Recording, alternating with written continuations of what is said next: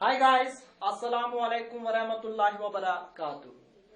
Today we will discuss one more accounting term and that is liability. तो ये liability क्या होती है? Liability means debts or obligations that the business enterprises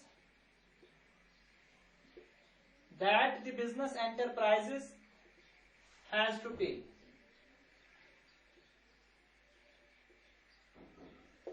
या हम ये भी कह सकते हैं liability means any amount owes to others. यानी बिजनेस एंटरप्राइजेस को जो भी अमाउंट्स पे करने होंगे that amounts are the liabilities of the business. यानी जो भी अमाउंट्स बिजनेस एंटरप्राइजेस को पे करने होंगे वो अमाउंट्स बिजनेस एंटरप्राइजेस के लिए क्या हुए? लायबिलिटीज हुए. फॉर एग्जाम्पल, मिस्टर ए ने कोई बिजनेस स्टार्ट किया और इस बिजनेस का नाम इसने रखा है XYZ लिमिटेड. और इस बिजनेस को स्टार्ट करने के लिए मिस्टर ए इन्वेस्ट कर रहा है ₹10 लाख. अब क्वेश्चन ये है कि मिस्टर ए ये 10 लाख कहां से ले आता है? तो ये 10 लाख ये कहां से ले आता है? 2 लाख इसके अपने हैं और 8 लाख जो है 8 लाख ये लोन ले आता है. कहां से लोन ले आता है? HDFC बैंक से. तो मैं ये कह रहा हूं कि मिस्टर ए ने बिजनेस स्टार्ट किया है और जिस बिजनेस का नाम है XYZ लिमिटेड, और इस बिजनेस को स्टार्ट करने के लिए मिस्टर ए टोटल में कितना अमाउंट इन्वेस्ट कर रहा है? 10 लाख. तो ये 10 लाख ये कहां से ले आता है? 2 लाख इसके अपने हैं, यानी 2 लाख ये अपने पर्सनल रिसोर्सेज से इन्वेस्ट कर रहा है अपने बिजनेस में, और इस अमाउंट को हम कहते हैं कैपिटल. यानी कैपिटल का मतलब यही हुआ, ओनर जो अमाउंट अपने पर्सनल रिसोर्सेज से इन्वेस्ट करेगा अपने बिजनेस में उस अमाउंट को हम कहते हैं कैपिटल. तो यहाँ पे कैपिटल कितना है? 2 लाख और 8 लाख लोन है जो मिस्टर ए ले आ रहा है बैंक से. तो ये लायबिलिटी हुई.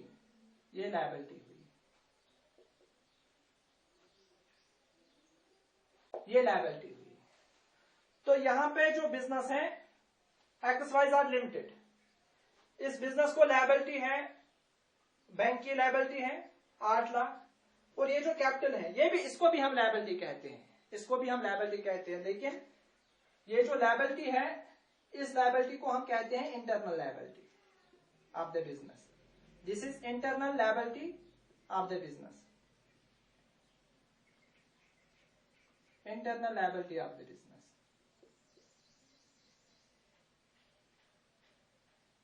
और ये लायबिलिटी जो है ये लायबिलिटी एक्सटर्नल है. This is external liability of the business.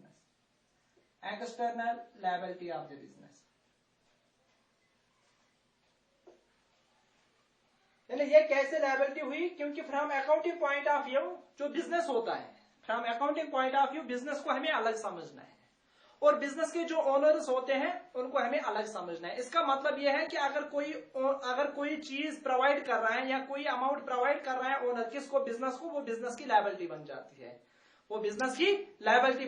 लेकिन वो जो लायबिलिटी है वो बिजनेस की इंटरनल लायबिलिटी है. इंटरनल लायबिलिटी का मतलब क्या हुआ? इंटरनल लायबिलिटी का मतलब है बिजनेस को जो लायबिलिटी ओनर्स की होती है उस लायबिलिटी को हम कहते हैं इंटरनल लायबिलिटी, और जो बिजनेस को आउटसाइडर्स की लायबिलिटी होती है उस लायबिलिटी को हम कहते हैं एक्सटर्नल लायबिलिटी. उस लायबिलिटी को हम क्या कहते हैं? External liability. So external liability का मतलब क्या हुआ? एक्सटर्नल लायबिलिटी वो लायबिलिटी होती है जो आउटसाइडर्स की होती है. जो बिजनेस को जो लायबिलिटी आउटसाइडर्स की होती है उस लायबिलिटी को हम कहते हैं एक्सटर्नल लायबिलिटी. और जो लायबिलिटीज बिजनेस को अपने की होती है यानी ओनर्स की होती है उस लायबिलिटी को हम कहते हैं इंटरनल लायबिलिटी. जैसे कि यहाँ पे बिजनेस को लायबिलिटी है, ये भी लायबिलिटी है, ये भी लायबिलिटी है, लेकिन ये लायबिलिटी कौन सी लायबिलिटी है बिजनेस को? ये एक्सटर्नल लायबिलिटी है और ये internal liability. So capital is internal liability of the business. और इस कैपिटल को हम कहते हैं ओनर्स इक्विटी भी. इसको हम क्या कहते हैं? ओनर्स इक्विटी भी. This is also known as owner's equity. तो अब अगर हम क्लासिफिकेशन की बात करेंगे अब अगर हम क्लासिफिकेशन की बात करेंगे, so there are two types of liabilities, there are two classes of liability. One is known as short term liability, short term liability, या जिसको हम करंट लायबिलिटी भी कह सकते हैं, करंट लायबिलिटी कह सकते हैं. And another type of liability is that is known as long term liability. Long term liability, long term liabilities, short term liabilities and long term liabilities, या इसको हम कहते हैं नॉन करंट लायबिलिटीज भी, non current liabilities भी. So there are two types of liabilities. एक होते हैं शॉर्ट टर्म लायबिलिटीज, या जिनको हम कह सकते हैं करंट लायबिलिटीज भी, और दूसरे होते हैं लॉन्ग टर्म लायबिलिटीज, या जिनको हम कहते हैं नॉन करंट लायबिलिटीज भी. अब क्वेश्चन ये है कि ये कौन से लायबिलिटीज हुए और ये कौन से लायबिलिटीज हुए. यानी शॉर्ट टर्म लायबिलिटीज वो लायबिलिटीज होते हैं जो बिजनेस एंटरप्राइजेस को पे करने होंगे with in a year, with in a year. यानी जो लायबिलिटीज आपको पे करने होंगे less than 1 year, less than और इक्वल टू 1 ईयर, उनको हम कहते हैं शॉर्ट टर्म लायबिलिटीज. यानी शॉर्ट टर्म लायबिलिटीज कौन से लायबिलिटीज हुए, ये वो लायबिलिटीज हुए जो लायबिलिटीज बिजनेस एंटरप्राइजेस को पे करने होंगे with in a year, with in a year. उन लायबिलिटीज को हम कहते हैं short term liabilities. For example creditors हैं, क्रेडिटर्स हैं, short term loans, short term loan, short term loans, outstanding expenses,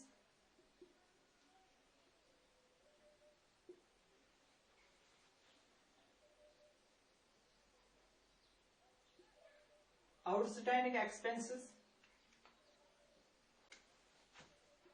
bank overdraft,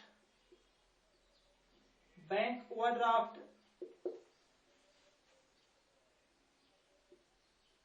any income received in advance, received in advance, etc. So these are the examples of short term liabilities. यानी short term liabilities वो liabilities होते हैं business के जो liabilities business को पे करने होंगे with in a year, with in a year, with in a year और लेस देन ईयर हम कहेंगे, या इक्वल टू 1 ईयर. यानी विद इन ए ईयर जो लायबिलिटीज पे करने होंगे उन लायबिलिटीज को हम कहते हैं शॉर्ट टर्म लायबिलिटी. जैसे कि क्रेडिटर्स हुए, क्रेडिटर्स हम किनको कहते हैं, क्रेडिटर्स हम उनको कहते हैं, उन पर्सन को कहते हैं जिनसे हम गुड्स परचेज करते हैं क्रेडिट पे, यानी जिनसे हम गुड्स ले आएंगे उधार पे क्रेडिट पे. फॉर एग्जांपल मैंने मिस्टर एक्स से 10,000 में गुड्स ले आया हूं मैं 10,000 में गुड्स, किससे, मिस्टर एक्स से, लेकिन किस पे लाया हूं, क्रेडिट पे लाया हूं. तो मुझे ये जरूरी है कि मुझे ये 10,000 इसको रिपे करने हैं विद इन ए ईयर. तो ये कौन सी लायबिलिटी हुई, ये शॉर्ट टर्म लायबिलिटी हुई. इसी तरह शॉर्ट टर्म लोन्स, अगर हमने शॉर्ट टर्म लोन्स जो अगर हमने लाए होंगे बैंक से और अगर हमें वो पे करने होंगे विद इन ए ईयर तो वो शॉर्ट टर्म, वो करंट लायबिलिटी हुई. इसी तरह आउटस्टैंडिंग एक्सपेंसेस, आउटस्टैंडिंग एक्सपेंसेस कौन से एक्सपेंसेस होते हैं, ये वो एक्सपेंसेस होते हैं जो ड्यू होते हैं लेकिन अभी हमने पे नहीं किए होंगे. फॉर एग्जांपल मेरे बिजनेस में कुछ एम्प्लॉयज काम कर रहे हैं, उन्होंने 1 मंथ काम किया है लेकिन अभी मैंने उनको सैलरी नहीं दी है, लेकिन मुझे देनी है लेकिन अभी नहीं दी, ये आउटस्टैंडिंग एक्सपेंस हुए. तो ये भी लायबिलिटी हुई, ये भी कर्जा मेरे बिजनेस को चढ़ गया, तो ये बिजनेस को जो कर्जा चढ़ गया है ये मुझे पे करना है, तो ये भी लायबिलिटी हुई. और ये लायबिलिटी मुझे पे करनी है विद इन ए ईयर, तो ये लायबिलिटी कौन सी लायबिलिटी हुई, करंट लायबिलिटी हुई. कौन सी लायबिलिटी हुई, करंट लायबिलिटी हुई. इसी तरह bank overdraft, bank overdraft, bank overdraft का मतलब क्या है, money overdrawn from the bank. Bank overdraft का मतलब क्या हुआ, money overdrawn from the bank, money overdrawn from the bank. यानी जो अमाउंट हम विड्रॉ करेंगे बैंक से, मगर मैंने यहां पे देखा है money overdraft from the bank, यानी जितना पैसा मेरा बैंक में है या जितना पैसा मेरे अकाउंट में है, अगर मैं उससे ज्यादा निकालूं बैंक से, तो जितना ज्यादा मैं निकालूं उसको हम कहते हैं ओवरड्राफ्ट। फॉर एग्जांपल मेरे अकाउंट में 10,000 है, लेकिन मुझे बैंक ने फैसिलिटी दी है कि मैं उससे ज्यादा भी निकाल सकता हूं, तो मैंने 12,000 निकाले, तो 2,000 लायबिलिटी बन गई, 2,000 लायबिलिटी बन गई बैंक की, तो that is known as bank overdraft. और वो लायबिलिटी मुझे पे करनी होती है within a year and that is also a current liability. तो ये भी क्या हुआ, करंट लायबिलिटी। तो इसी तरह अगर मैं कोई इनकम रिसीव कर रहा हूं एडवांस में, फॉर एग्जांपल मैंने मिस्टर एक्स से 10,000 एडवांस में लिए, किस लिए लिए हैं, क्योंकि मुझे उससे गुड्स सप्लाई करने हैं, तो जब तक मैं उसको गुड्स सप्लाई ना करूं तब तक ये लायबिलिटी है, तब तक ये लायबिलिटी। और ये लायबिलिटी मुझे रिपे करनी है विद इन ए ईयर, तो ये कौन सी लायबिलिटी हुई, करंट लायबिलिटी हुई। तो ये तब तक लायबिलिटी होती है, फॉर एग्जाम्पल मैंने 10,000 लिए हैं मिस्टर एक्स से, किस लिए लिए हैं, क्योंकि मुझे उसे गुड्स सप्लाई करने, जब तक मैं उससे गुड्स सप्लाई ना करूं तब तक ये मेरी लायबिलिटी है। लेकिन जब मैं फिर उसको गुड्स सप्लाई करूं फिर ये लायबिलिटी नहीं रह जाती है, फिर ये इनकम बन जाती है, लेकिन तब तक ये लायबिलिटी होती है। तो कौन सी लायबिलिटी होती है, करंट लायबिलिटी होती है। So these are the examples of current liabilities और we can say short term liabilities. तो अब जो दूसरा टाइप है लॉन्ग टर्म लायबिलिटीज। तो लॉन्ग टर्म लायबिलिटीज कौन से लायबिलिटीज होते हैं, ये वो लायबिलिटीज होते हैं जो बिजनेस एंटरप्राइजेस को पे करने होते हैं मोर देन 1 ईयर, जिनको पे करने के लिए टाइम होता है मोर देन 1 ईयर, ग्रेटर देन और इक्वल टू 1 ईयर। यानी जो लायबिलिटीज बिजनेस एंटरप्राइजेस, जिन लायबिलिटीज को पे करने के लिए बिजनेस एंटरप्राइजेस के पास टाइम होगा मोर देन 1 ईयर, उन लायबिलिटीज को हम कहते हैं लॉन्ग टर्म लायबिलिटीज और we can say non current liabilities. तो अगर हम एग्जांपल देंगे, for example long term loans from the bank, long term loan from the bank, जैसे कि मैंने यहाँ पे लोन लिया था 8 लाख मैंने लोन लिया था बैंक से, HDFC बैंक से, तो इस 8 लाख को अगर मुझे पे करना होगा विद इन ए ईयर, अगर मुझे इसको पे करना होगा विद इन ए ईयर, तो फिर ये शॉर्ट टर्म लायबिलिटी हुई। लेकिन अगर मुझे टाइम है, 2 साल का टाइम मुझे बैंक ने दिया है या 3 साल का टाइम मुझे बैंक दिया है, तो that means more than 1 year का टाइम है मेरे पास इस लायबिलिटी को रिपे करने के लिए, तो फिर ये कौन सी लायबिलिटी हुई, फिर ये लॉन्ग टर्म लायबिलिटी हुई। यानी जिस लायबिलिटी को पे करने के लिए 1 साल से ज्यादा टाइम होगा पे करने के लिए, उस लायबिलिटी को हम कहते हैं लॉन्ग टर्म लायबिलिटीज या नॉन करंट लायबिलिटीज। लेकिन जो लॉन्ग टर्म लायबिलिटी होती है ये हमेशा लॉन्ग टर्म नहीं रह जाती है। फॉर एग्जाम्पल मैंने 8 लाख लोन लिया था यहाँ पे बैंक से, और ये मुझे 3 साल में रिपे करना है, 3 साल के बाद रिपे करना है, तो ये अगर मैं प्रेजेंट में देख लूं ये मेरे लिए लॉन्ग टर्म लायबिलिटी है, क्योंकि इसको रिपे करने के लिए मेरे पास 3 साल का टाइम है। और 3 साल के बाद जिस साल मुझे अब ये पे करना होगा, ये फिर उस साल करंट लायबिलिटी बन जाएगी, उस साल ये क्या बन जाएगी, करंट लायबिलिटी। यानी हर कोई लॉन्ग टर्म लायबिलिटी हमेशा लॉन्ग टर्म लायबिलिटी नहीं रह जाती है। जो लॉन्ग टर्म लायबिलिटी जिस साल हमें फिर रिपे करनी होगी उस साल की फिर ये करंट लायबिलिटी बन जाती है। क्या बन जाती है, करंट लायबिलिटी बन जाती है। तो ये था आज का टॉपिक। यानी अब क्या लायबिलिटी होती है, लायबिलिटी का मतलब है जो भी डेट्स हमें पे करने होंगे, बिजनेस एंटरप्राइजेस को पे करने होंगे, उनको हम लायबिलिटी कहते हैं। तो लायबिलिटी दो तरह के होते हैं, एक होते हैं शॉर्ट टर्म लायबिलिटी और दूसरे होते हैं लॉन्ग टर्म लायबिलिटीज। तो शॉर्ट टर्म लायबिलिटीज कौन से लायबिलिटीज हुए, जो लायबिलिटीज हमें पे करने होंगे विद इन ए ईयर, उन लायबिलिटीज को हम कहते हैं शॉर्ट टर्म लायबिलिटीज। और लॉन्ग टर्म लायबिलिटीज कौन से लायबिलिटीज हुए, ये वो लायबिलिटीज हुए जिनको पे करने के लिए टाइम हमें होगा मोर देन 1 ईयर, उन लायबिलिटीज को हम कहते हैं लॉन्ग टर्म लायबिलिटीज। तो अब अगर हम देखेंगे ये जो शॉर्ट टर्म या लॉन्ग टर्म लायबिलिटीज हैं, ये सारे एक्सटर्नल लायबिलिटीज हुए।